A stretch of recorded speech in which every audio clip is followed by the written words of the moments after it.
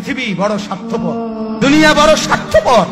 দুনিয়া কাউরে জায়গা দেয় না, দুনিয়া কাউরে জায়গা দেয় না। এত মজবুত পাইলিং করে যেই বিল্ডিং বানাইলাম, দুনিয়া তারে থাকতে দেয় না।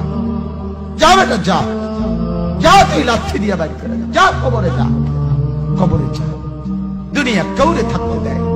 দুনিয়া কত ক্ষমতা ধরকে মাটির নিচে ফেলায় দিছে, দুনিয়া কত সম্পদ আলাকে মাটির নিচে ফেলে দিছে, দুনিয়া কত সুন্দরী নারীকে মাটির নিচে ফেলায় দিছে, মাটির সাথে রেজা রেজা করে ফেলছে। আজ আর চেহারা নাই, আজ আর রূপ নাই, আজ আর যৌবন নাই, আজ আর ক্ষমতা নাই। এমন বাদশা ছিল পৃথিবীতে যার হাতের আঙ্গুলের ইশারায় মানুষের গর্দান উড়াইয়া দিত, যার হাতের ইশারায় উঠত মানুষ, বসত মানুষ। আজ বাদশারা নাই, আজ সম্পদওয়ালারা নাই, আজ মালওয়ালারা নাই। দুনিয়া কাউরে থাকতে দেয় না, কাউরে না দোস্ত, কাউরে দেয় না। দুনিয়া দাদারে আমার থাকতে দেয় নাই। আমার দাদারে আমি দেখছি, আজ আমার দাদা নাই। আমার নানারে আমি দেখছি, আমার নানা নাই। আমার দাদিরে আমি দেখছি, আমার দাদি নাই। আমার নানিরে আমি দেখছি, আমার নানি নাই। আমার বাবারে আমি দেখছি, 14 লক্ষ টাকা বাবার পেনশনের আমি সব ডাক্তারের পিছনে খরচ করে ফেলছি, বাড়ির ফসলের জমি বিক্রি করে ফেলছি। আমার বাপ যেন না মরে বারবার বারে হসপিটালে নিছি, কিন্তু দুনিয়া আমার বাপকে থাকতে দেয় নাই। আমার বাপ কবরে চলে গেছে।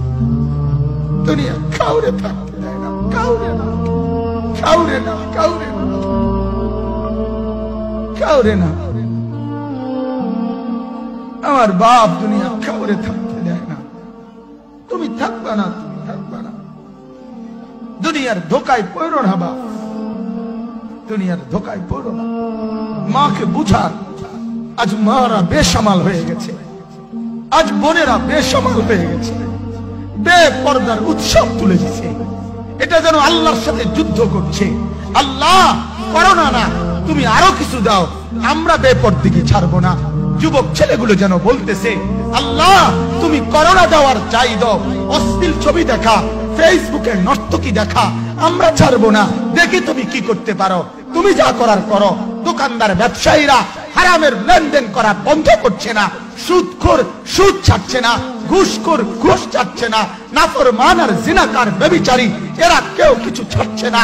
বেহায়ার বেপর্দা নারী তার অশ্লীলতার বেহায়াপনা ছাড়ছে না। মুসলমান তার ঘরে টেলিভিশনের নর্তকীর আওয়াজ তো বন্ধ করছে না। হায় করোনা কিভাবে যাবে, আযাব কিভাবে যাবে বলেন, বলেন, বলেন আপনারা।